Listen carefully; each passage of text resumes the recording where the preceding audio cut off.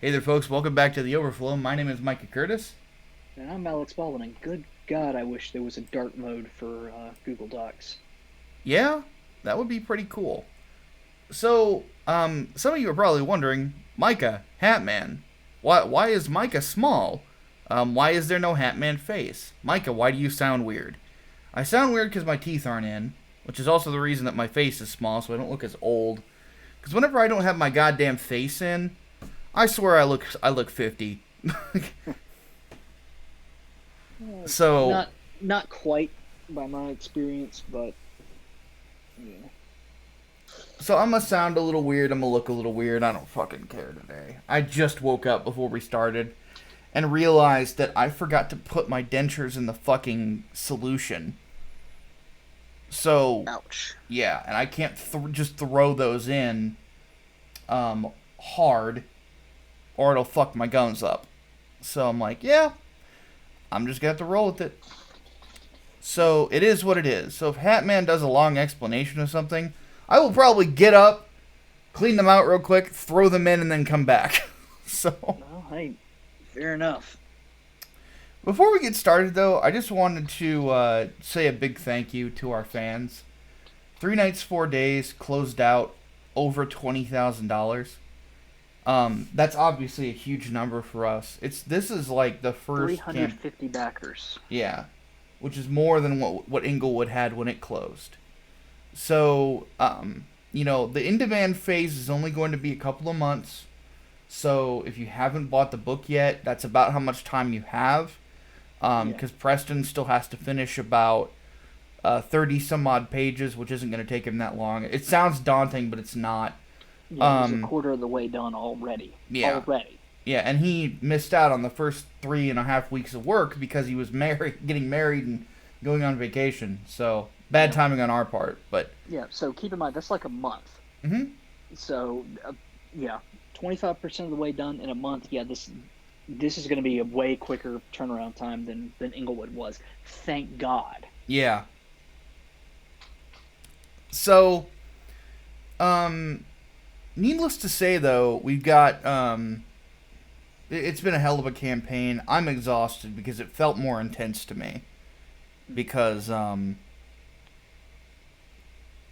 think I had to do a lot more legwork because I didn't have Ethan helping me. Mm. But and this is nothing against Ethan. I'll always be grateful for the help that he gave me on Inglewood's campaign. Um, to be able to fund a campaign without going on a massive channel of like 100,000 subscribers plus is big, Mm-hmm. you know. But I also want to thank my friends Mandy Summers, our friends over at Grade Point Five, John Malin, and Liam Gray for helping me promote it. Oh, and Raging Golden Eagle as well. Okay, so I did go on one channel with a huge number of subscribers. I lied, but here's the thing: I've known RGE for like 4 years. He's always been a big supporter of ours. So he basically paid half of the funds to get me to the International Conference on Men's Issues.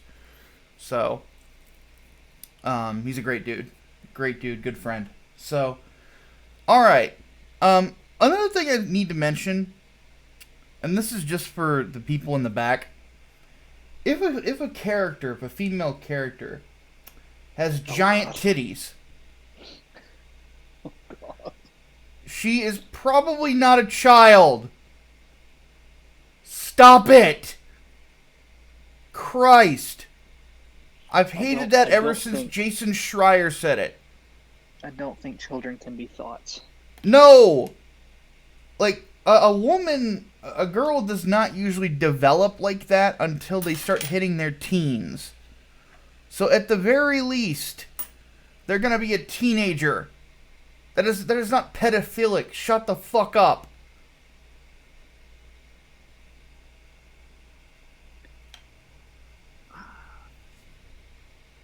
Banning porn was the worst possible thing that Tumblr could have done because it means that containment broke. Yeah, they're all on Twitter now. I hate it. It's not good for my blood pressure.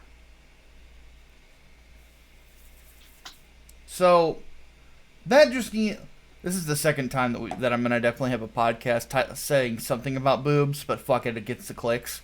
But our our top watched overflow of all time is still Satanic Breast Upgrade.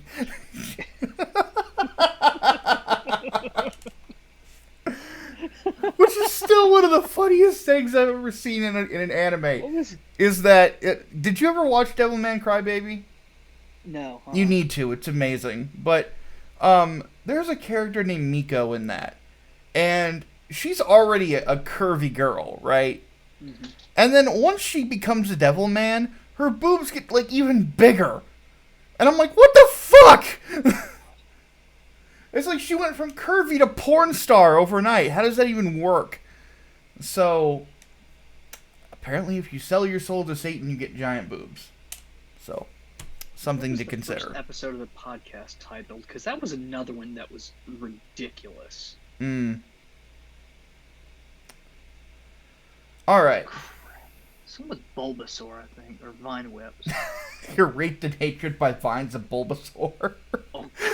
It's the very first episode, and it's one of the wildest stories I think we ever found on the internet.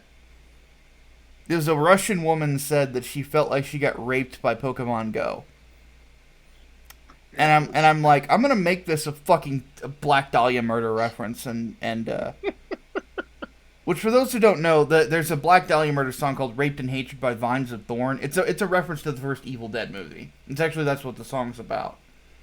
So. I know, right? That is, without a doubt, that is the craziest title.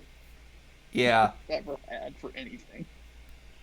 All right, let's go ahead and get rolling. So, goodness. Where do we start? Politics or entertainment? I guess let's do politics, because I think I've laughed myself into a horrible headache based on Biden's VP pick, which of course we'll talk about this weekend. We will laugh hysterically about. Yeah. Just holy fuck. Well, I'm not even gonna get into it. Okay, so politics, let's go Budley. ahead and start. How about Trump trying to usurp the presidency by delaying the election? Of course, I mean this tongue in cheek. I don't think there's gonna be a delay. Yeah, he can't delay it, and I don't think there's going to be anyway. Yeah. So, and Congress has already said, no, we're not going to vote to delay the election. We're going to do it on time. At that point, it's basically going to be up to the states to figure out what to do. Yeah. It's looking like now the thing is that if they do mail-in ballots, the legitimacy of it will always be questioned, and we are going to be mired in months of recounts. Well, not even that. There are some states that could refuse to certify the results, and at that point, that could mean another election, or it could mean that if enough states don't certify and the electoral votes are up in the air, that the vote then goes to Congress. Mm-hmm. So it'd be very, very House of Cards. Very. But here's hoping that it doesn't get to that level. Yeah, agreed. We don't need that kind of chaos. All right. Leonardo Juan wants to know, thoughts on the Covington kids winning the lawsuit against the Washington Post? I had a feeling that was going to happen. Yeah. Well, they didn't win. They just settled out of court again, which also involves Washington Post not admitting any wrongdoing, just like CNN. But now Nick Sandman is the highest paid person at CNN and Washington Post. Yes. So, pretty all right. Yeah. So they don't publicly have to apologize, but at the same time, you're giving the kid like hundreds of thousands of dollars. Yeah. You're admitting guilt. Yeah, I really, really hate that. I wish they would have to admit guilt as part of the settlement, or at least, or admit wrongdoing. Yeah. Not guilt, but yeah. Ethics at the Washington Post and CNN. Hatman. What world do you think we're living in? A post Gamergate world, to be sure. Eclectic 1995 wants to know, with all the craziest that is happening at the beginning of the decade and the previous, do you think this would affect the worldview of children growing up now? Yeah, absolutely. I think there's definitely going to be cultural effects from COVID. I think the surge in women going on OnlyFans to make money during this point in time is probably going to affect the sexual element of our culture, which is without a doubt, which is a whole nother kettle of fish. But and it's not going to affect our culture in a good way. We'll just put it that way. No, I don't think so. That's a whole nother discussion, though. So somebody will have to ask us that question later, what we mean by that. But I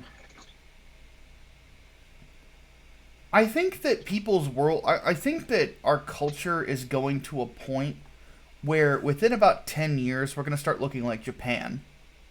Mm-hmm. We're going to be very capitalist.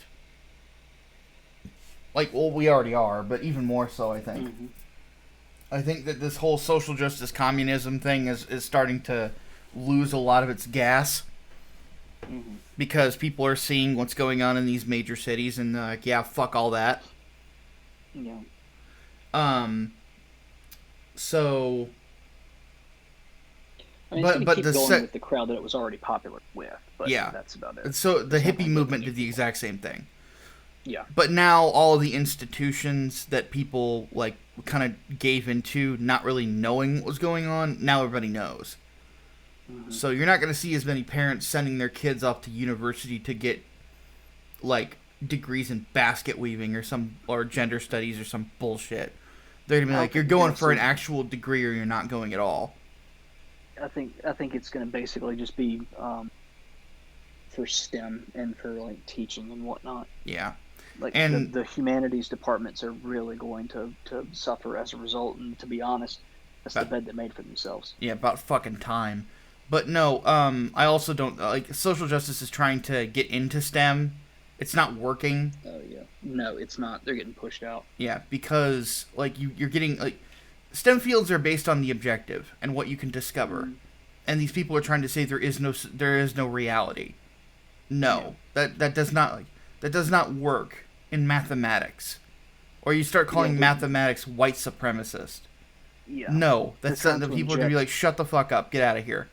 Yeah, sociology in math and in math there really isn't such a thing as there's always an exception to the rule. Yeah. But in sociology, that is a thing. So it's like trying to put together a proof and doing it wrong and then saying, actually, my answer is right because exception. No, sorry, it doesn't work like that. Nope. So, yeah. Yep. All right, let's continue. I forgot to say, this is basically our society is going to get a little bit more secular, I think, and I'm not looking forward to that. We're going to start seeing a big discrepancy between the coasts and the center of America, but there's going to be elements of the center of America where people are considerably more respectful of those who have beliefs, but they are going to be considerably more liberal in their lifestyles. Or libertarian. No, libertine, I should say. Especially about sex and drug use.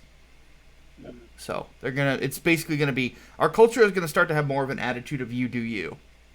Yeah, well, that was already a trend amongst later generation millennials and Zoomers, if that's exactly what they're going to be called now, which is Yeah, I'm kind of fine a with Zoomer. update. It's a good shorthanded. It's kind of catchy, um, but it's gonna be you do you, and a lot more mutual respect, and just basically this attitude of leave each other alone. Yeah. Um, but alternative lifestyles are gonna be more. You're gonna see more of that, Mm-hmm. you know, and I think that a couple things are gonna start to die out. Hyper conservatism is probably gonna start to die out.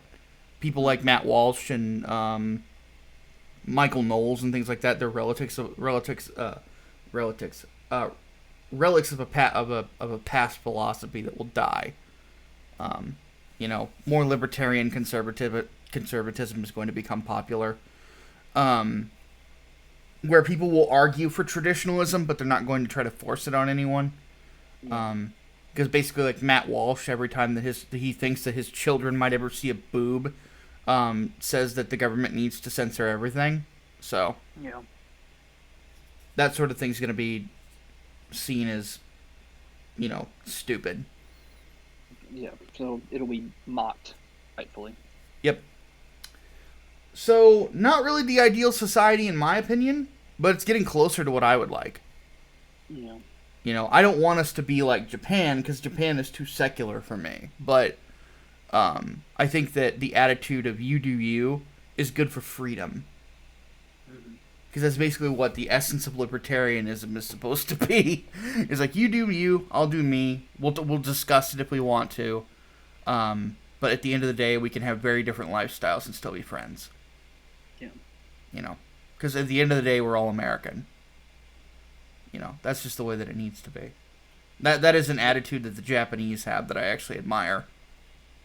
So, Zion the Blank wants to know, you guys think that COVID death statistics are being artificially inflated using comorbidities? Comorbidities, which I guess this is sort of touching on what happened. Oh shoot, what was his name who died recently? Well, let's just, I don't know who you're talking about, but while you think of that, basically, there have been instances where... Herman Cain is who I'm thinking of. Okay.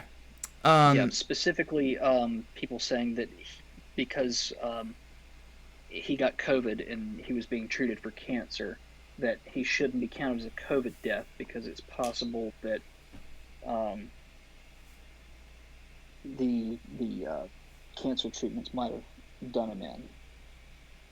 Well, you're probably splitting hairs at that point, in my opinion. But I get it. I get the argument. I just don't know if I agree with it. But there have been instances where, like, somebody died of, like, a motorcycle crash, and then the body tested positive for COVID, and they said that that's why he died. Like, stuff like that. So I think that there's definitely some things like that are going on. Do I think they're inflated to the point of being overinflated? No. Because a lot of the people that have died have fit the profile of what COVID kills. Basically the elderly. So, I think that they're mostly accurate. Not 100%. I would say like 80%. There's definitely some politicking going on. But not to the point where it's like so overinflated that that the numbers aren't completely... that you have to throw out all statistics. I'm not a fucking tinfoil hat wearing idiot. So, what do you think, Hatman? Yeah, I mean, we run into issues too about people getting in car crashes and then being counted amongst COVID victims because they had COVID. Well, they didn't die of COVID. They died of a car crash. Yeah, exactly. You can't throw them into that. There we go.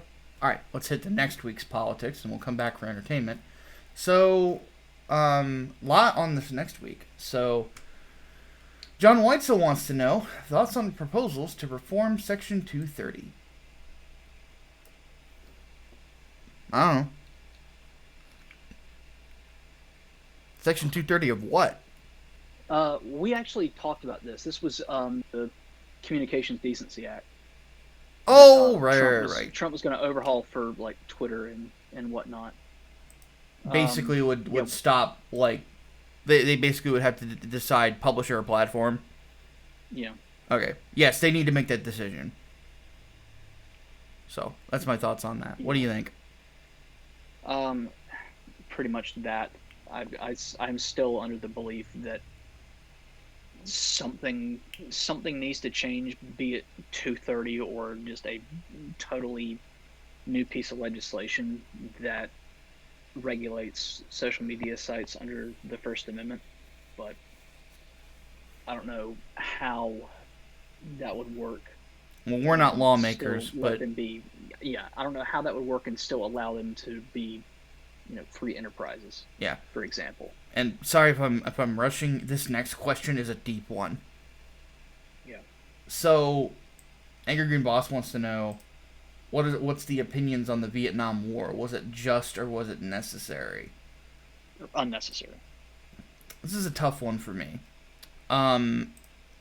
So, pulling out of Vietnam is why Cambodia happened. Mm-hmm. Every historian agrees on that. Mm-hmm. And as such, we saw one of the worst genocides in history when Pol Pot came to power. Yeah.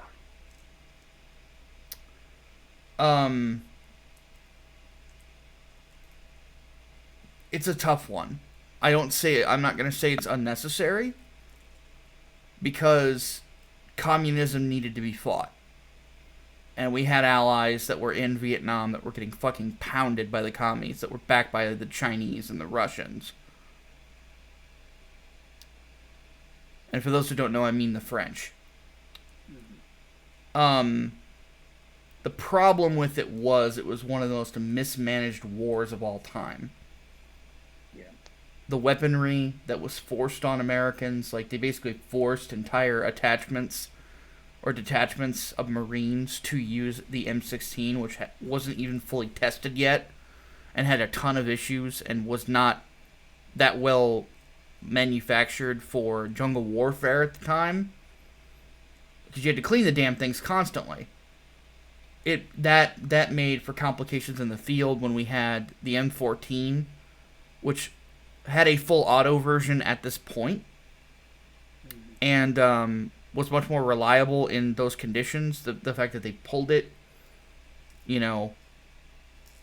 hurt us big time. Oddly enough, Garth Ennis. This is how much I like Garth Ennis. He does his research. He actually made that point in in Punisher Born. But which, by the way, if you guys haven't read anything Garth Ennis on fucking Punisher, go back to my old channel, watch Things I Love Garth Ennis' Punisher, then buy everything Garth Ennis Punisher. But anyway, I'm actually gonna start re-uploading those to the Sleeveless Comics channel. But kind of redoing a few things with them. So,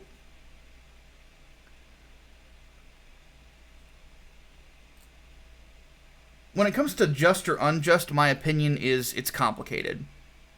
Yeah.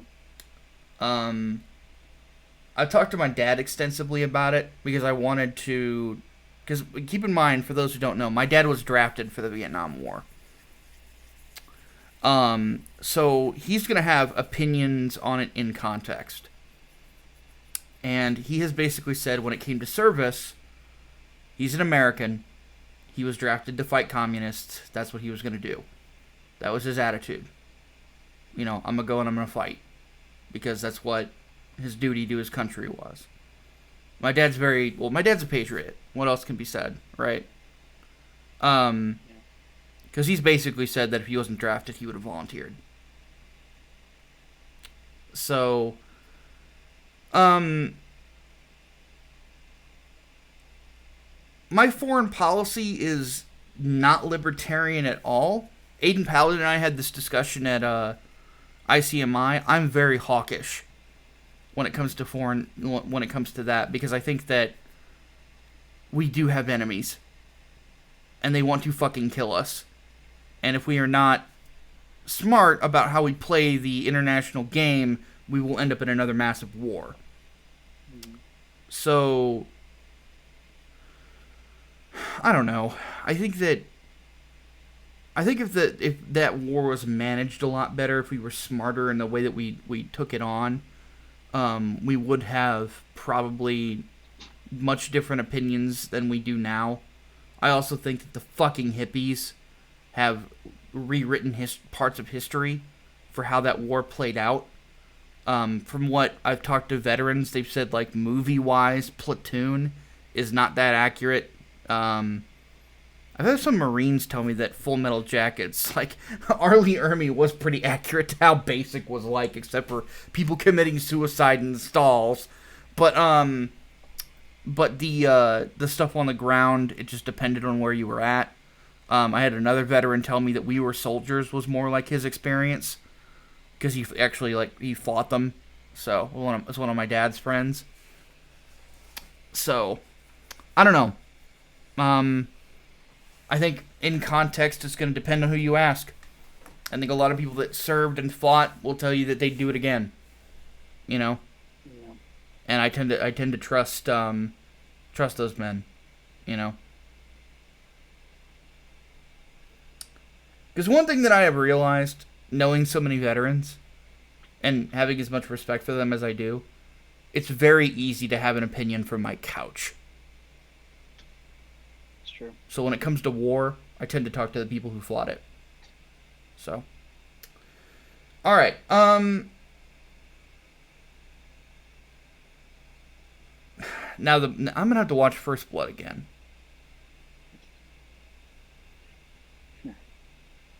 Like, and I'm just gonna say this, so we're gonna kind of segue off of it for a second. First Blood is legitimately an amazing film. It is a very well done movie.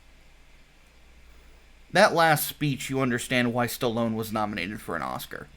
Yeah, it's weird too, because you think of Rambo, and you don't think of First Blood. You know, you think of, like, Rambo 3. You think of this button. Fuck 'em.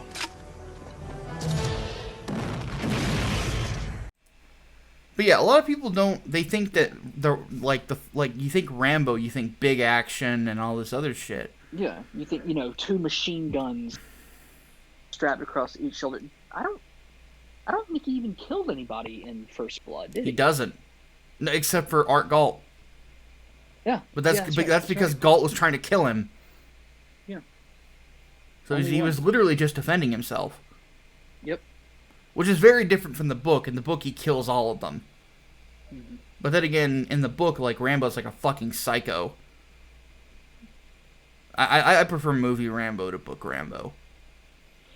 Which is weird, because I think the author said he thought Stallone bastardized the book. Oh, fuck him. But Fuck him!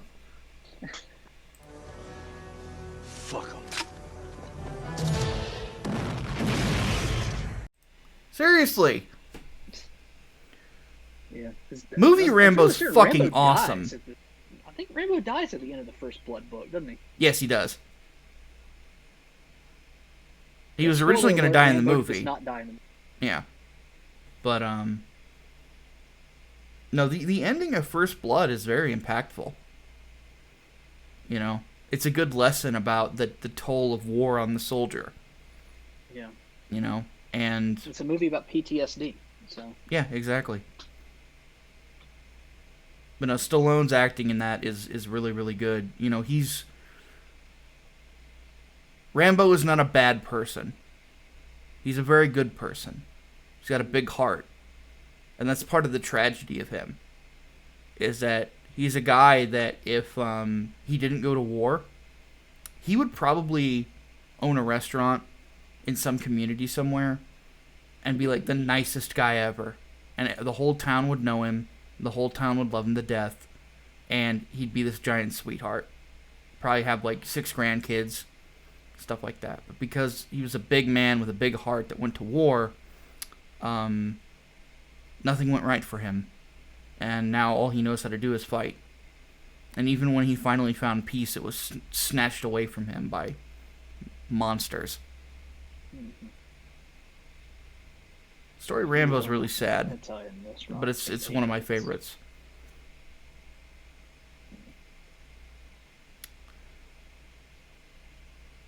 So now I have a sad. Okay, let's go for the next fucking question, which is not an upper. God damn it! Damn you, Brian! Why you do this? Anyway, how much worse do you see far left violence becoming if Trump wins the election? The feds are gonna move in and start tear gassing people. Oh yeah, there will be riots. As soon as you get the results, there will be riots. Yep, and we called this 4 years ago, by the way. Yeah. Yeah, because we said that. I think it was a tweet that somebody put out. It was like, Hillary supporters will be upset, Trump supporters will be rioting. And it turned out to be the very opposite. Oh, yeah. Yeah. So, that's what's going to happen. No, it's going to be... It risks turning the cold Civil War hot. I will say that. Yeah. And I don't say that to sound like a doomer or anything, but... Well, we've said for a long time there is going to be no actual civil war in America, but there is a civil war of ideas, a cold war of ideas, rather. Yeah, a cold civil war. Yeah, and one side of it is not the side with the guns, so it's not going to go anywhere.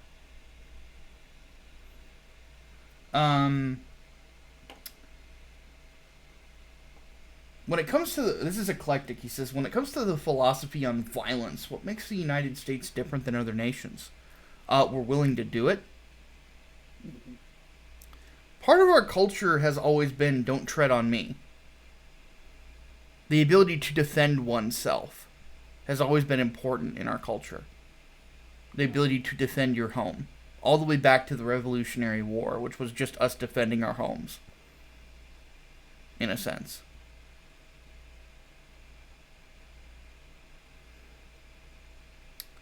You know, the thing about being an American is every day when you walk outside there is a gentleman's agreement between everybody.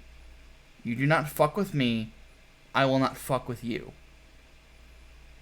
And if you disobey that, you basically realize you can get fucked up very badly.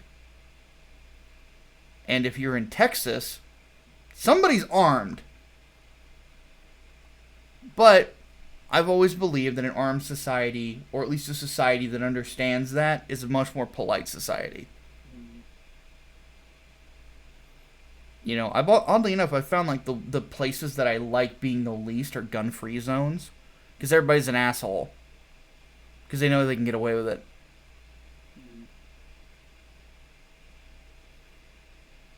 Because everybody's a lot nicer when they know you got a gun. They tend to be, or at least they stay out of your business. Yeah.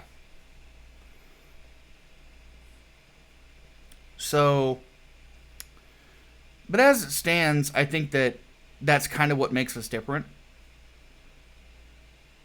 You know, we're much more brash culture. But, you know, whenever it comes to sticking up for what's right, we're the first people at the line. You know,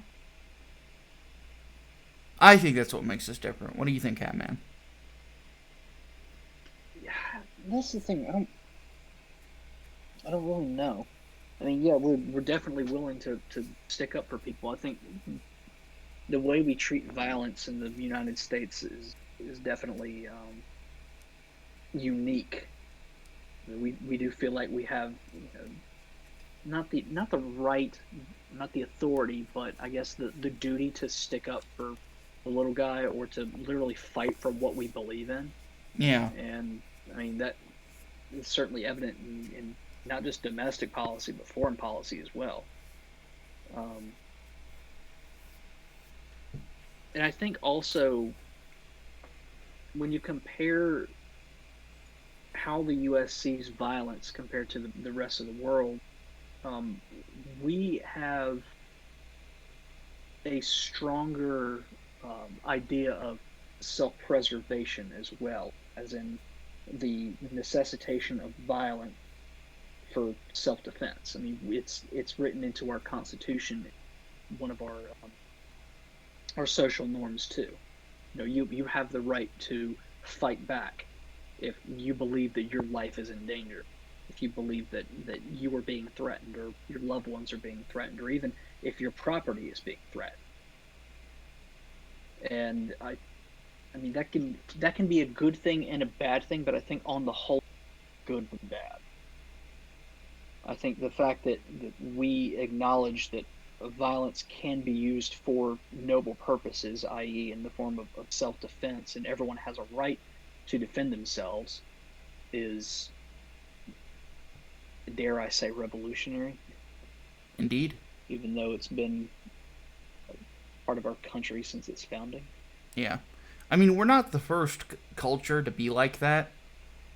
No, Japanese Bushido, I believe, like, their whole thing was like, you whenever you pull your sword, it's in defense of home or defense of the innocent. That was like the samurai code. Chivalry is very similar. We Right. pull from both in Right. a lot of ways.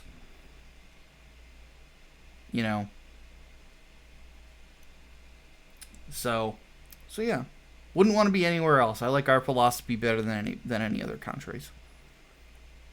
I think that the best way to, if there's a song out there that kind of encapsulates the way Americans think about this sort of thing, listen to the song "Don't Tread on Me" by Metallica. Seriously, it's like the most American metal song ever, but nobody ever thinks about it, which is weird because it's by Metallica. Okay. Next question. Swordsman 100. When will the general population get tired of COVID regulations? What do you mean when? We already did. Yeah. A lot of people are shirking them. I live in Illinois. Like, people are just, like, not wearing masks now. Yeah. That's basically where I'm at. I mean, not nobody, but fewer people are wearing masks. Traffic is about as bad as it usually is around here. You would think there's no pandemic going. Yeah. So, people are already tired of it. I think Sweden had the right idea. So. Miguel Barrera wants to know thoughts on DeWine testing positive on for COVID, only to test negative for the next one. That's Ohio's governor, if I remember correctly. Yeah. That it's weird because he got tested, or the results came in right before he was supposed to fly out to speak with Trump, and then, like, right after that meeting was supposed to happen is when results came back again that says no, actually negative. So to me that sounds like something happened that he can't talk about, and he wasn't allowed to fly out to meet with the president because of it. But that's tinfoil hat man. If it's actually real, like if that's really what happened, I guess something's up with COVID tests. I've heard of false negatives. I don't think I've heard of any of the false positives yet, but I have heard that some tests will give you false negatives, and that is not good, especially for a test that a lot of people are, depending upon in order to, keep up with their daily schedules, going to work and whatnot. Yep. I'm in agreement. And finally, Chaos Sonic wants to know, what do we think about the China app ban that's going on? This is the one that we wanted to save for Overflow. So this is not just TikTok. This is WeChat also. Yeah. And WeChat is huge in China. I don't even think huge is really the proper way to describe it. That is like the life app. That is basically your lifeline. That's how you talk to people. That's where all of your government IDs are. That is basically how you live life in China. And back when COVID was first happening, The number of people accessing WeChat just suddenly plummeted. That it was such a big deal because WeChat is such a necessity for life in China. So blocking that here basically means you won't be able to talk to anyone in China. There's basically no route. And TikTok, of course, is freaking TikTok. And that's spyware as far as I'm concerned. Like, there's... If you have Amazon employees and you have the campaigns of both Trump and Biden saying, keep it off your phones because of potential security risks, it's fucking spyware. It's goddamn spyware. I don't give a shit. So, banning these for national security purposes, I don't know how exactly that works, but I don't see an issue with it, especially given how China is actively trying to spy on people in the United States, and now intelligence says that China wants to or is looking into ways and interfering with the election. So, I guess Russia isn't our biggest domestic foe after all. Yeah. But no, I fully support getting rid of these. To be perfectly honest, I don't see a reason why they should remain operational in their current forms, really anywhere outside of China, because that is just, it's devious. It's absolutely fucking devious. Yeah, that I can agree with. Now, when it comes to like trying to get rid of like all 10-cent investment in American companies, I think that's a little bit weirder. Yeah, that's going to be harder to do too, because they have their fingers everywhere. Yeah. Like you'd have to have, I mean, just like video game companies, for example. You would have to have a lot of them cut their funding by what, in some cases, like 40%. Aside from like Riot, I think is 100% owned by Tencent. Yeah. So they basically have to shut down. Well, they'd have to sell the company. Yeah. That's what I think would be proposed, is that Tencent has to sell off all of their stock in United States companies. Yeah. Yeah, but I mean, you'd have a lot of places either going under or having significant difficulty moving forward, just because they wouldn't have that kind of capital. Yeah. I mean, 40%. 40% is a lot, y'all. Yeah. I know that's because that's about what they have in like Epic Games, is like 35-40%. Yeah. I think it is 40%, but that's a lot. Like, I know it's not majority share. I know it's not half, but Epic would survive. 40% of your income. Yeah, Epic would survive because Fortnite is such a big commodity. People would snatch that shit up immediately. That stock is very valuable. So on and so forth. Like it would sell like for a lot of these companies, it would sell like hotcakes. So I think they'd be fine. It's just there would be a transitionary period that would suck for them. But I think that a lot of people would be like buying up stock in these companies. I know I would. If I had the money to, I'd buy stock in Epic. I'd buy stock in fucking like EA or whatever, because that's steady money. Yeah, Epic, absolutely. I mean, it's not just Fortnite with them either. It's the Unreal Engine. Yeah. I mean, yeah, absolutely. I'd go for that. Yep. Okay, I think we've answered that. We need to move on to entertainment. Yep. So, Ultimate Agent says, thoughts on deconstruction? Personally sick and tired of them. Just want heroes being heroes. I think we agree. Yeah. Okay. We've gone over it. I don't want to retread those waters. Yeah, let's not. Tyler Jorgensen says, what character from another IP would fit with the DMC crew? My own is Rain from Blood Rain. That's a good pick. I think you've got really the only pick that I can think of. I'm trying to think here. Devil May Cry. Well, Devil Man.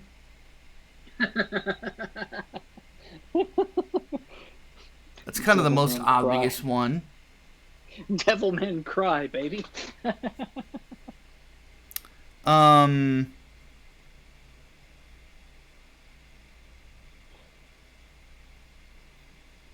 Be interested to see a Hellsing and Devil May Cry crossover. That'd be kind of cool. Actually, how do you think Hellboy would fit in? Hellboy would be another good one.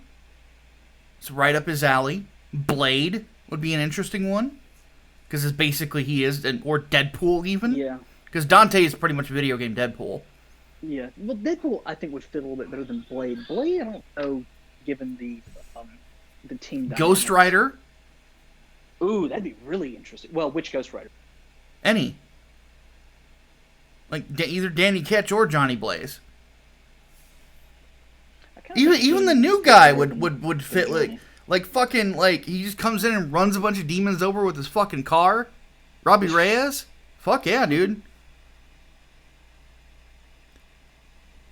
That would work pretty well. Robbie Reyes is like the only like diversity hire character that I think can actually be done pretty well. Because he really is just this badass kid with a giant flaming car, you know. So yeah, there you go. That's definitely what would fit in. I think that's about all I can think of. Well, Bayonetta. That's a bit of a dur. Yeah, that's an obvious one too. How did I miss one? Oh, I know. Duke Nukem. Duke Nukem versus Dante. Who can outquip the other? Those demon bastards are gonna pay for shooting up my ride. Yeah. So, there you go. Next questions. Now for the tough one. Are you ready? Okay.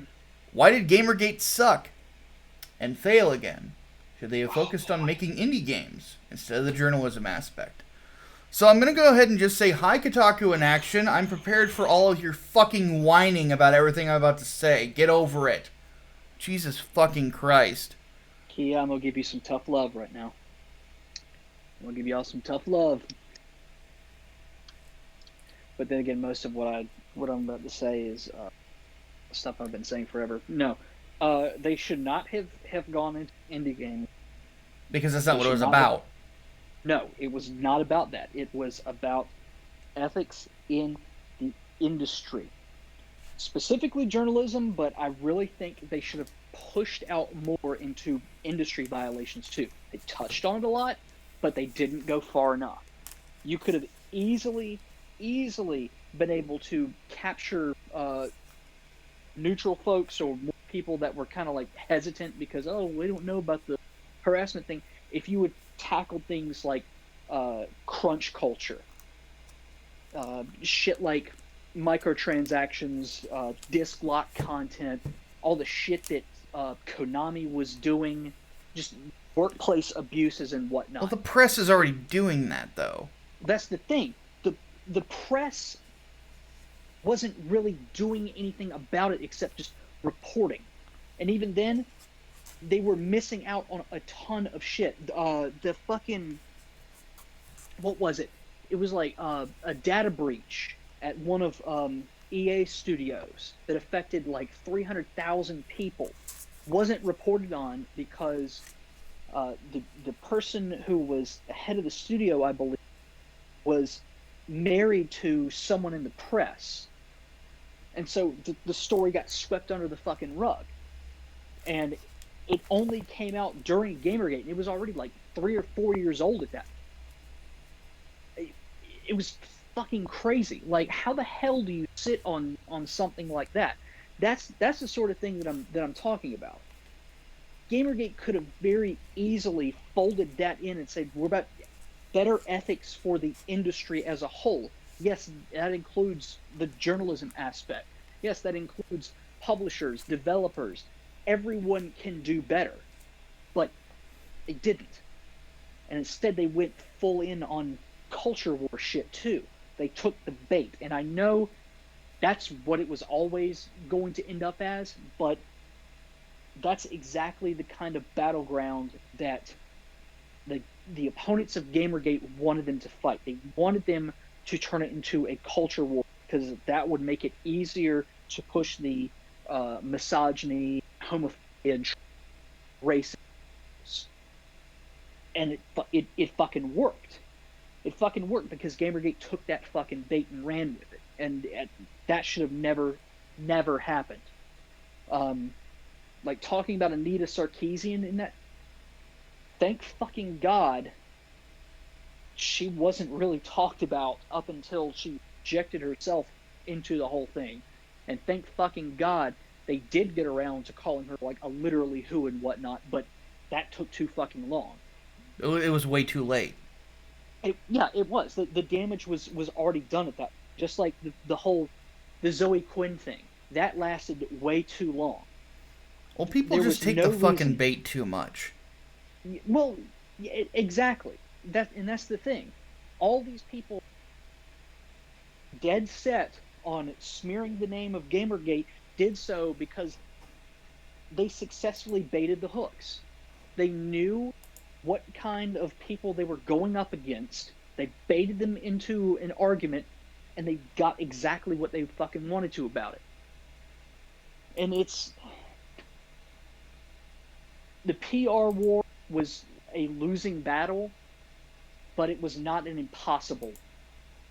Gamergate, because they went so far into the, well, we don't need any leadership, we don't need any clear set goals, and fuck anybody trying to run good PR because they're gonna hate us anyway.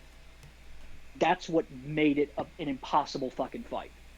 It was impossible to win at that point. And I know everybody is the Gamergate. We don't need leaders because that's just people that are going to be taken down. Fucking big names emerged anyway. That was basically your fucking leadership. Like, everyone started following whatever internet aristocrat or Mr. Medica or whatever the fuck. They followed whatever he was fucking doing. They followed what Sargon was saying to do. They followed what Monday Matt said to do. Fucking all the big live streamers at the time, King of Pole and all them, they followed them. That was the de facto leadership. Most of those people were in a fucking Skype group together. I was among them. We weren't directing Gamergate, but it was fucking influencing the movement, the revolt. It was de facto leaders. You may as well have just said, fuck it. Just call up the council. Do me a favor. Rant for 5 more minutes, because I know you're on a roll. Oh. I'm going to go put my face in and go ahead. I know what you're going to say anyway, because we've already discussed this behind the scenes. Oh, yeah. I'm going to put my face in and take my meds. I'll be right back. All right, put your face in. Okay, so I know Monday Matt got absolutely reamed for the whole Gamergate Council thing, but you know what? That probably wasn't a bad idea in hindsight. And I know, like, none of Gamergate fucking wanted a council. None of them ship. They wanted to be totally decentralized. That was the ultimate weakness in the end. That kind of thing meant there were no goals that were going to be set with no goals that were going to be achieved. Yes, we got things like the FCC getting involved. Airplay was a fucking thing.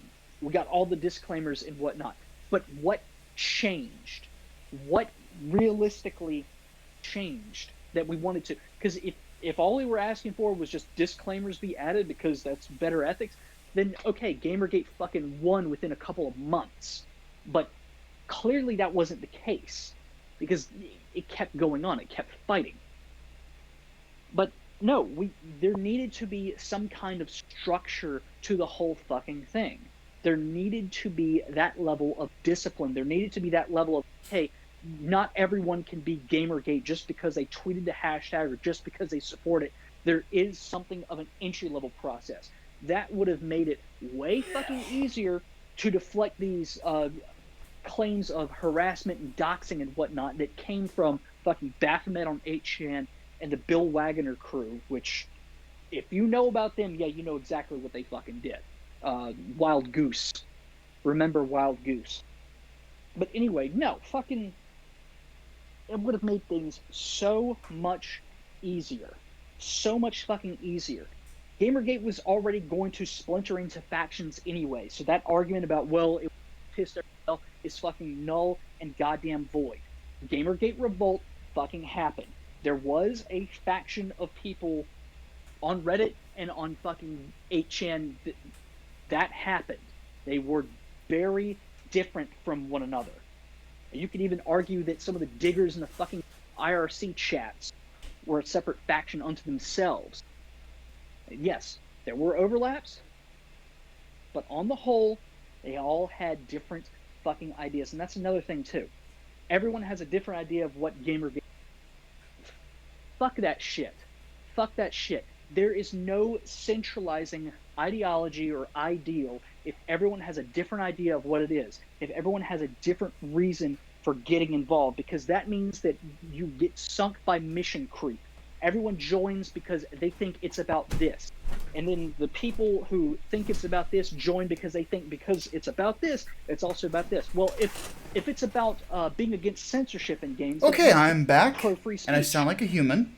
And I'm still fucking going. Honestly, I'm so fucking tired of this kind of ranting shit. Like, I've done this so many fucking times now. I could go on and on, obviously. I could go on and on, but... Well, let's go ahead and start to transition to my issues. Yeah, go for it, because I'm spent at this point. Name pro Gamergate figures that are working for a big publication right now that aren't Alan Bakari or Milo Yiannopoulos. Liz Finnegan. And that's the only other one. You're missing two. Two? So people that were part of the crowd that weren't big at the time, but then became bigger later and are now working for a big publication. How many are there?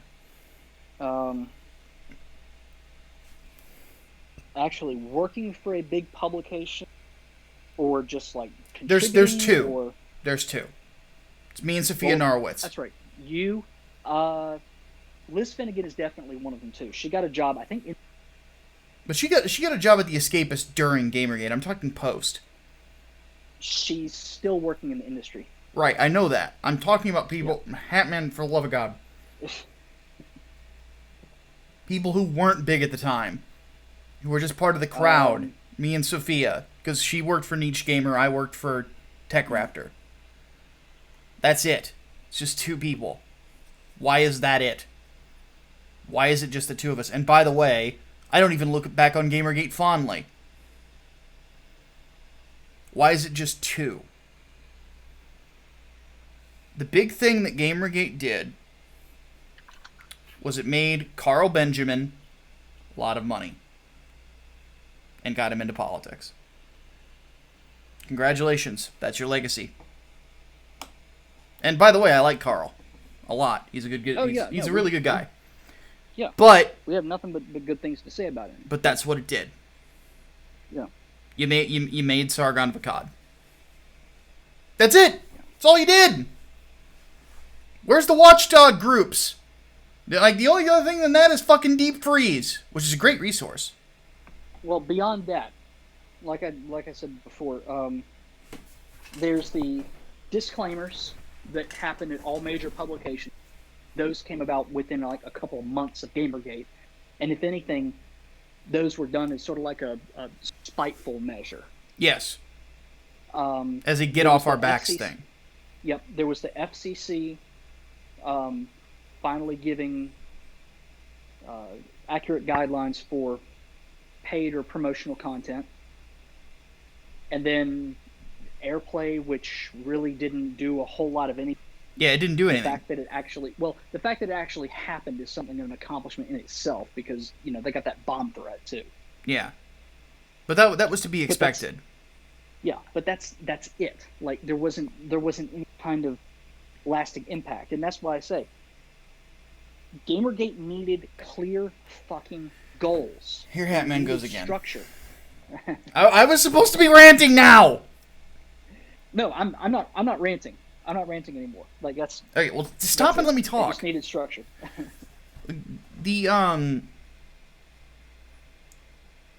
It goes back to the original goals. What is the goal? Increased ethics in video game journalism. Well, here's something that these people don't realize, and this is where the Comicsgate thing is going to start coming into, because that was the question that was asked. How does a market work? First thing that happens is there's a divestment. Disgruntled people divest from something. And then they make demands. For us to invest again, X, Y, and Z must be met. And as such, because here's the thing, journalism's an industry. I don't give a fuck, like, oh, it's an art form, or, oh, it's such a necessary thing. No, it's a fucking industry. Shut the fuck up. Stop being pretentious about it. Exists. Yeah. Clickbait wouldn't, like, but if journalism was not an industry, BuzzFeed would not exist. Very true. True. It's an industry. So anyway, what is step 3? This is what Comicsgate understood that Gamergate did not. What step 3 was. Get into the industry yourself.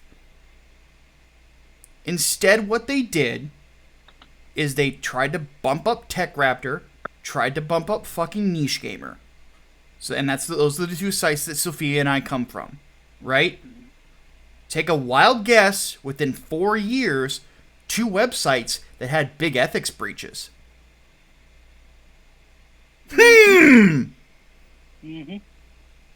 There was also Based Gamer too. I was getting to that. I'm getting to that. Yep. Give me time, Jesus. Okay, tell the story. So Base Gamer was next. And that was a $50,000 fucking Ponzi scheme. Yep. Because it was being put together by somebody who didn't have any experience in it and didn't know what the fuck they were doing. Oddly enough, the only... Jimmy Barrage took the money and ran. Yeah, took the money and ran. I hate to say it, Mundane Matt was right about it. About the only thing I'm going to give him credit for these days. But nobody got it. And everybody's like, oh, just support TechRaptor. No, make your own. Make your own platform.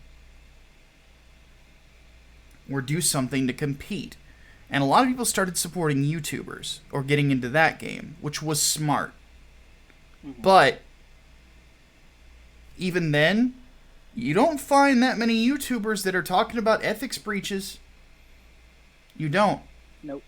Because a lot of the ones that were already set that people went and started watching already had friends in the industry. Mm-hmm. And another mistake that I am telling people right now, one of the biggest mistakes that they made, and oddly enough, Sophia and I have called this, is giving Jim Sterling a free pass. Yep. Oh, I love him. He's fat and he does a British accent. Shut the fuck up. That dude is not an ethical dude. Nope. All of the crazy shit Laura Kate Dale has done, he has backed her. Yep. And that was the one gripe I had against Total Biscuit, too. Yeah. So. Well, that's one thing that I still don't understand about Valve, why they let Total Biscuit and Jim Sterling into the building to show them around. Why the fuck are you coming in and listening to the words of 2 British socialists in a capitalist venture? And I liked Total Biscuit too, but he was a fucking socialist. Yeah. You know? Oh, yeah. Never forget how he treated his wife for voting third party. Oh, yeah. He got a ton of shit for it, and for good reason. Yeah, rightfully so. But anyway, there was no attempt. You know? No attempt at all. Mm-hmm.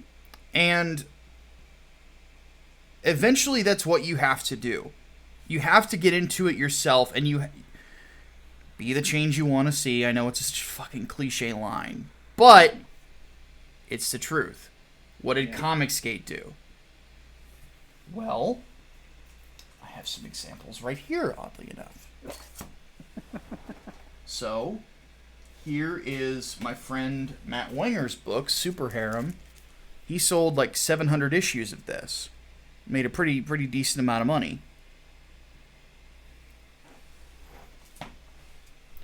And then the big one. Cyberfrog. Mm-hmm. We got into the industry. And we said, we are going to provide an alternative for those jilted fans. Because in Comicsgate, we, like me and Captain Cummings and your boy and all those guys, we went around and we started the first part of it. But when pros started to take knowledge, started to take notice and said, hey, let's get into the industry. Let's compete with the big two. We worked in that industry. We know how to compete with them, at least in regards to quality.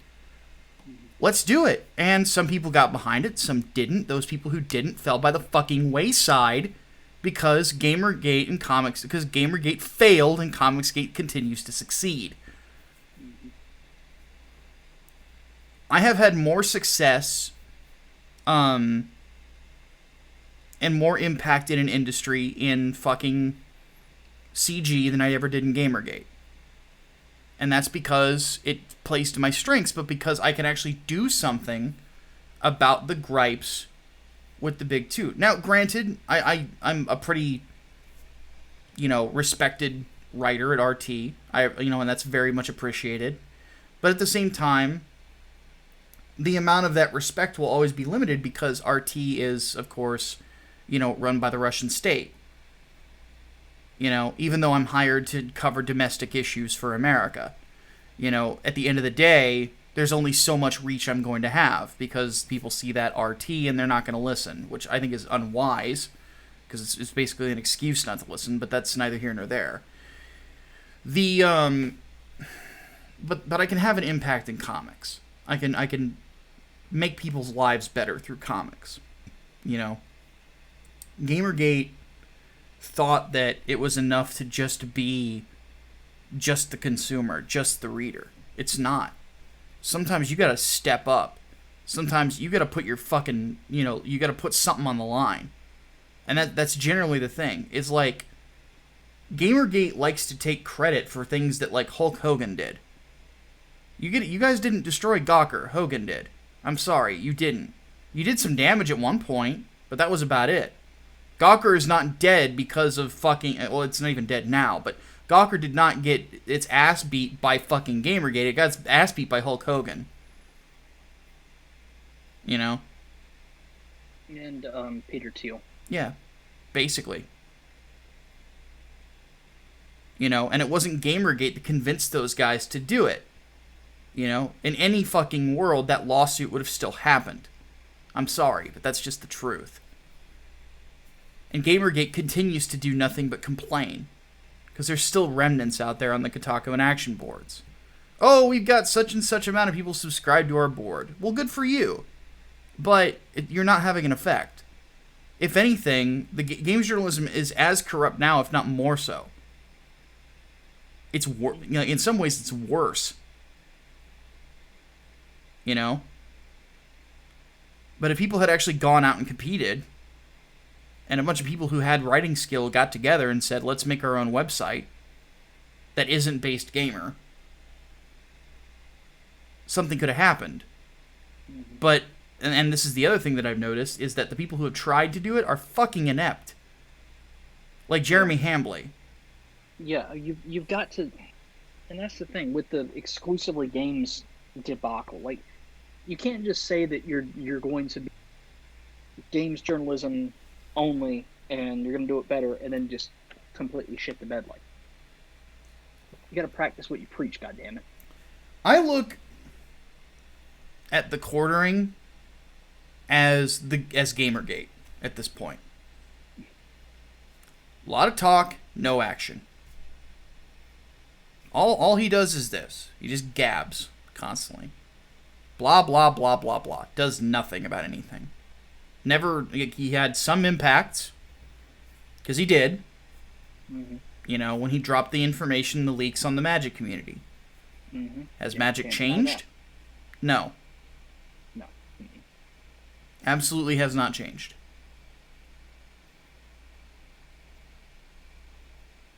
In fact, it's getting worse. They're all getting worse. Will they get woke and go broke? Yeah, probably. But they would have done that without the slogan.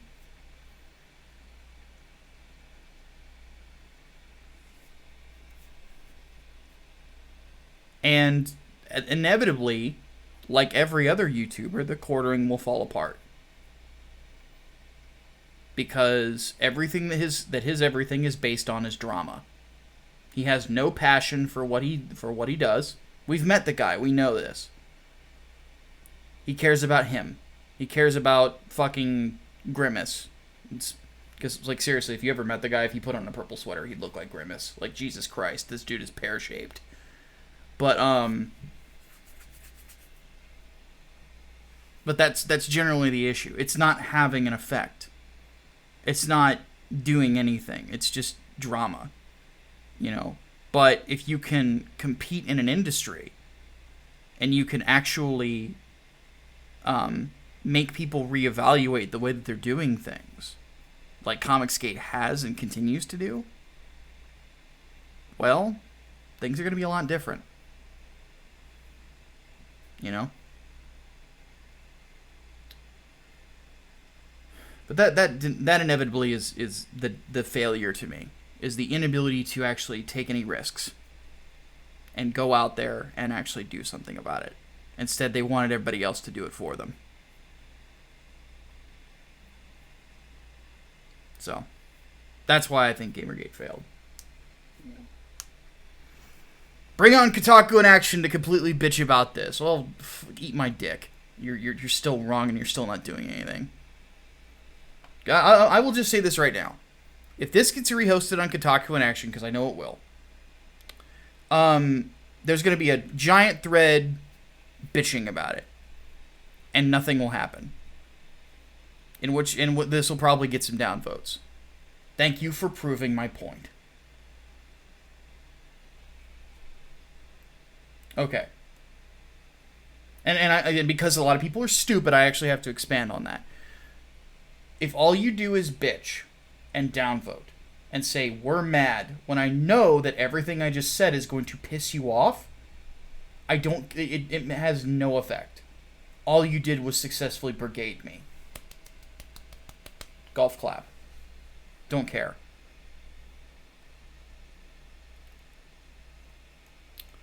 Anything else to add, or did I pretty much nail it? I think you got the rest of it. All right. So, online hate that we are prepared for. Flame shields up.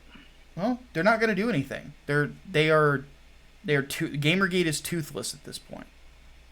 So. Well, as far as I'm concerned, Gamergate is dead. Point. It's over. It's been over for several years now. Okay. Angry Green Boss says, how do you figure out to have your story set in a fictional or real world? Well, you can't have stories set in, like, that. No. Like, that. The question doesn't really make a whole lot of sense. Like, do you mean how fictional to do it? You just go with what your heart says. Yeah, I guess the difference between, like, a real-world rules or rules that you make up exclusively. In which case I say, well, depends on what I want to do. I like the world-building aspect, so I chose a very fictional world that I, of course, had to build. So, and Inglewood is set more in the real, though it's starting to have more fictionalized elements. Yeah, as the universe grows out, yeah. It's gonna have more elements of that. But that was always Yeah. my intention, was to kind of make it more comic bookish. But it's still more realistic than what I'm working on, which is a totally built by me work. Mm-hmm. Like, yeah, I mean, you got just the backdrop of Chicago. That's going to play in differently than anything else. And I guess too, it's a little bit easier to do a real world backdrop, just because it's more familiar for people, so they don't have to invest as much time and attention into what you're creating, because they're already familiar with. They're familiar with Chicago. They're familiar with, maybe not with Inglewood, but the Windy City itself. Yes, okay. Well, after the Get weekend, that. people are going to be very familiar with Oh, Inglewood. well, yeah, that's true. That's exactly why I said they need the Saint. They need the fucking Saint. But that's, it's a lot easier for people to get invested in that as opposed to, say, like Lord of the Rings sort of thing, Yeah. where you have to establish all to be okay with those in order to continue.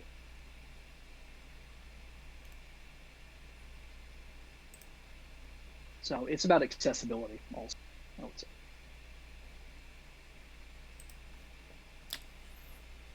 Black Knight Rex wants to know thoughts on the HasBeen Hotel being picked up by the same company that greenlit Midsummer and Hereditary.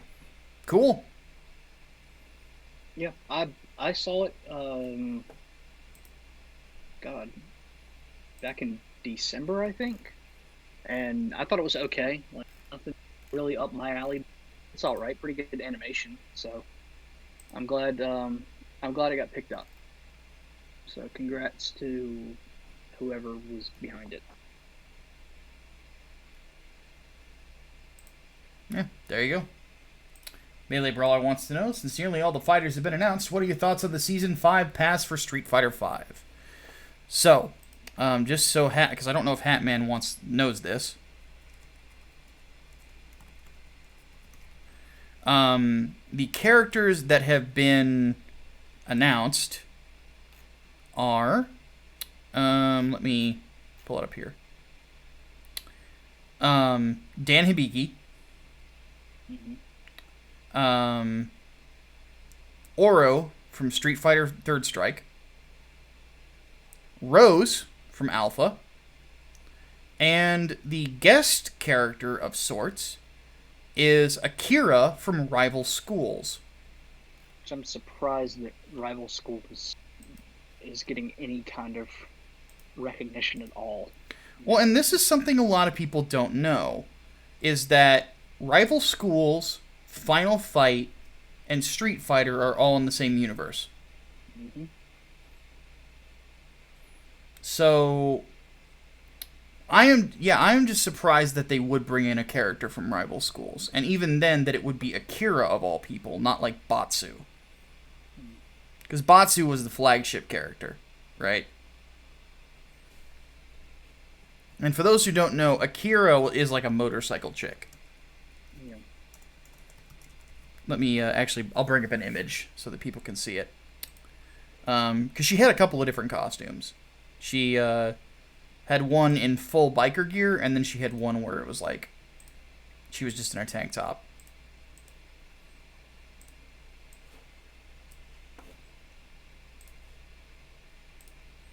So this is Akira. Hatman can't see it, but No. he already probably knows who I'm talking about, though. I know who you're talking about.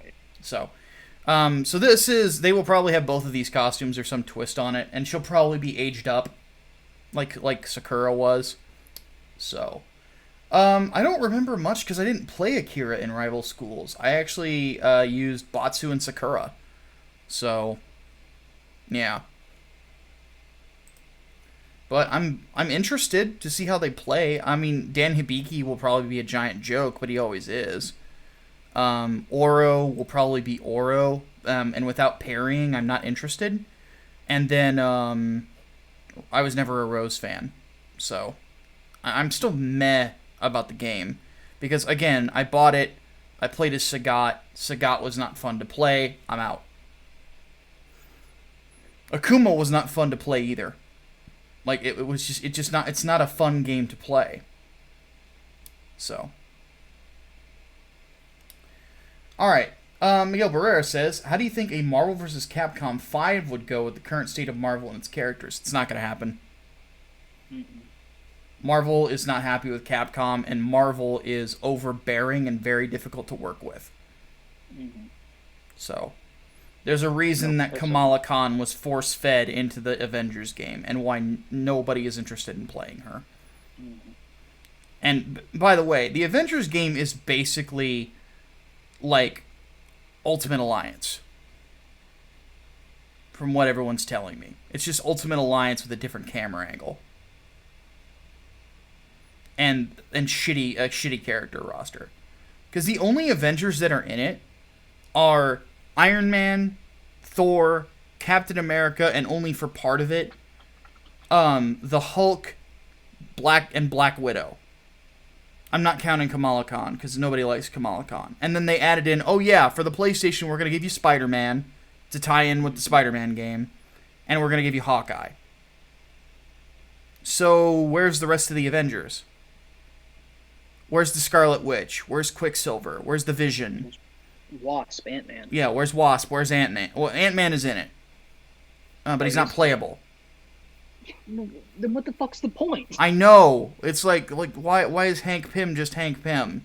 You know, but yeah, where's Wasp? Where's Vision? Like what the fuck is going on? Like where are all these other, like where's War Machine? Can you give us fucking War Machine? It's ridiculous to me. Like where are the Avengers?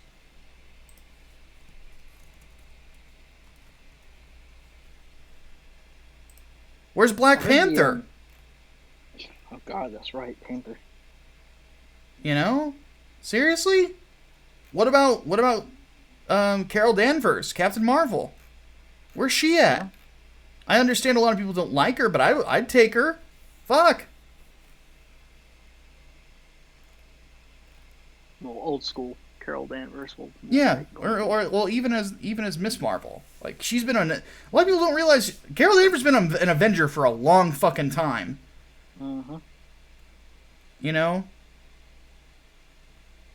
It's ridiculous to me.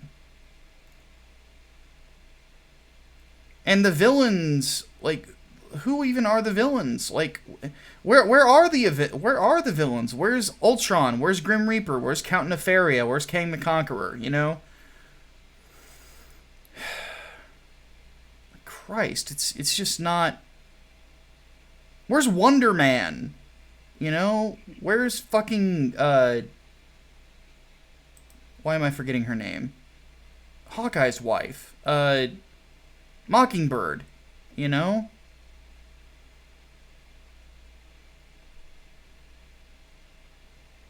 Where's U.S. Agent? You know, I already said the Scarlet Witch, right? Yeah, you said Scarlet Witch. Yeah, like fucking Moon Knight. I think, like, what, MODOK is supposed to be the main villain? The fucking MODOK. Where's the Mandarin? You know? Like, Jesus Christ, people. It's not an Avengers game. It's like a bad MCU tie-in. It sucks. It doesn't look good. You're gonna give me the Avengers. I want the Avengers. I want the team. I want all of them. That was one thing that Ultimate Alliance got right. Is when you wanted to play as the Avengers, you had, well, which ones? You know?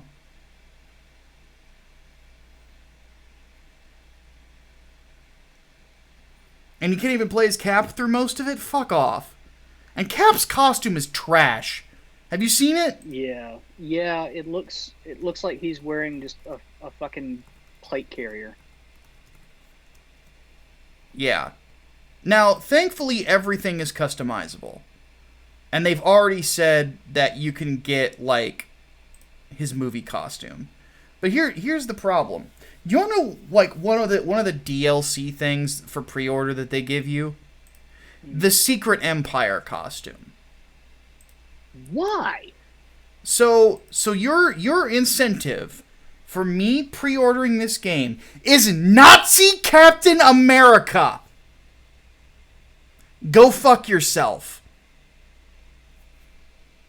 I'm only reviewing this game if, like, fucking somebody pays me to. Seriously. But anyway, Marvel vs. Capcom 4 is not happening. It's just not going to happen. Ermac wants to know, how would you do a DC Comics version of Civil War? It would never happen. Because if there was a Superhero Registration Act in DC, they'd go along with it.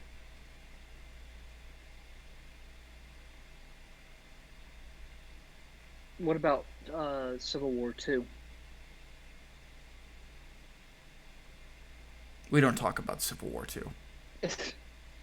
But just the setup for it, at the very least. The setup That'd for be Civil more War II is likely fucking stupid, and Batman would say, this is dumb, let's not do it, and everybody would agree. There you go.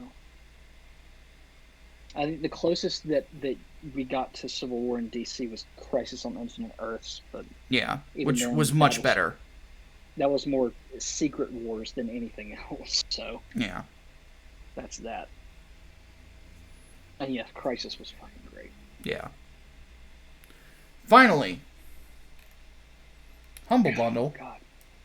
is selling old humanoid stuff done by Milo Manara and Mobius. But you have to purchase the new humanoid stuff by Wade, Kwanzaa, and Mags. Is it worth buying? Well, let's have a look. Let me see if I can find this on Humble Bundle real quick. Because they had an image choice on there, and I didn't go through with it. Ah, here it is. The Inkle and More.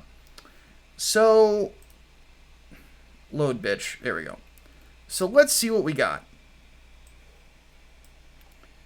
So, for, what they have here, they have the Unfabulous 5, which is shit. Strangelands, which is shit. Omni, which is shit. Miss, Better Living Through Crime, which is shit. Metal Hurlant, I don't know what that is. Ignited, which is about domestic terrorism. So it's basically Mark Wade's Antifa fantasy, which is shit. I Am Legioned, I've never read. EXO, I never read. So none of this is this is toilet paper. All like this is just toilet paper. So, but it's only $1. Now for $8 or more, you get the Inkle, which I've heard amazing things about. More shit all over the place, like more Ignited, which is again is shit. More Strangelands, which is shit. I don't know anything about the Big Country. And Barbarella's in here, which I don't know anything about. So there's one good book. It's just the Inkle.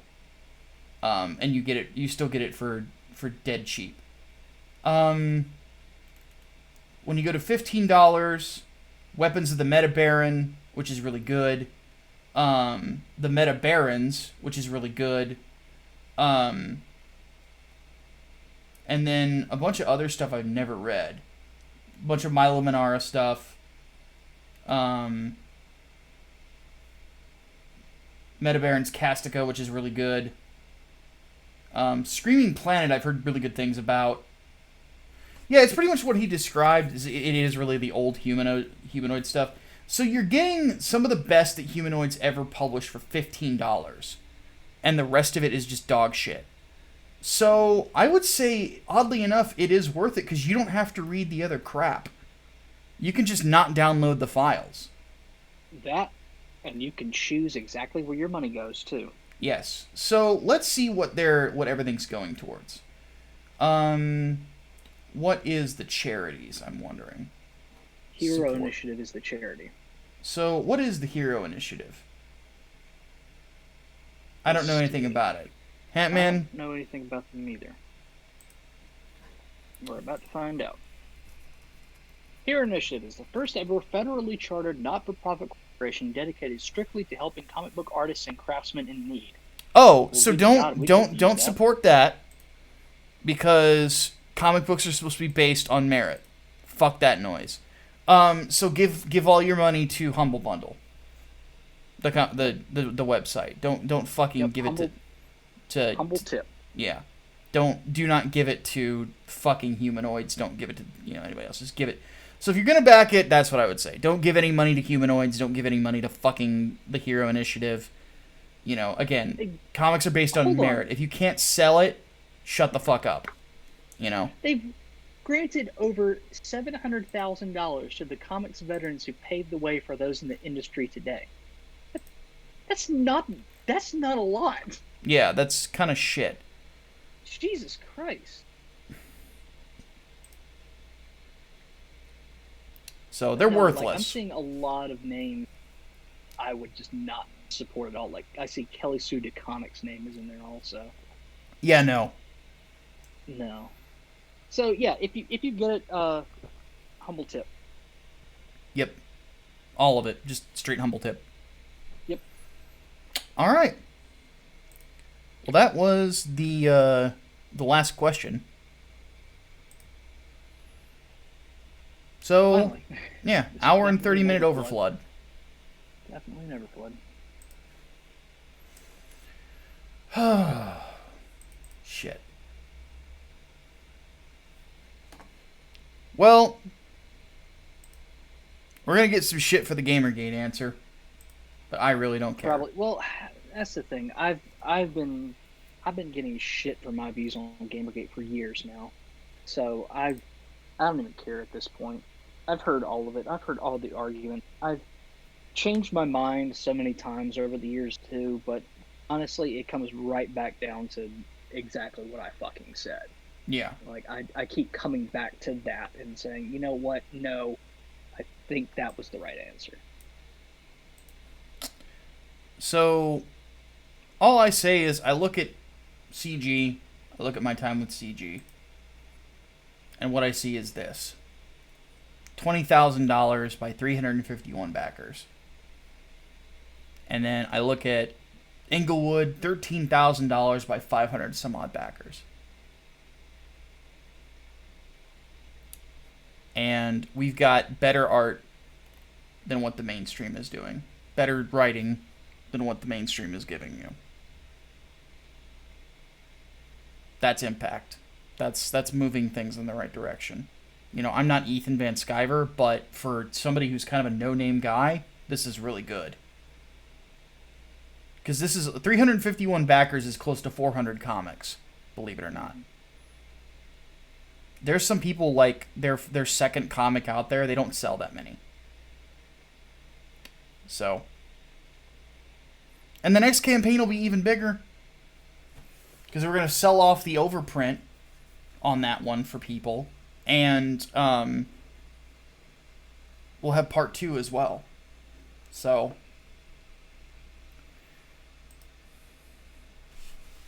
you got to get in the market.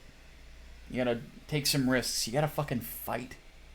It's easy to be anonymous. It's easy to bitch from your fucking keyboard. It's not hard, or it's not easy to get in there and actually do something. And we know this because we've been doing it for years now. You know, and that inevitably will always be my big gripe with Gamergate. It's keyboard warriors. You expected Milo and everybody else to do everything. Mm-hmm. Got to get up. Got to take the risk. Got to be the change you want to see. So, well, Hatman, any final words? Yep, I'm going to go get some food because I feel about to die right now. Well, you go get the food. I ate before I came on, so I'm good. Everybody, we just want to thank you all, especially to our patrons and such. I'm actually going to be doing a VIP stream this week to kind of show people the hidden superhero that we're working on that will be coming out next year. So that'll be exciting. And Hatman has seen it. I think if Hatman was feeling better, he'd probably be more excited. Probably, yeah. But So, nope, my head is about to kill me. yep. So we're going to go ahead and take off so Hatman can get some food and some rest. So, with all that said, my name is Micah Curtis. And I'm Alex Baldwin, and good God, we are going to this weekend. Yes. We'll see you guys then. Deus Volt. Deus Volt.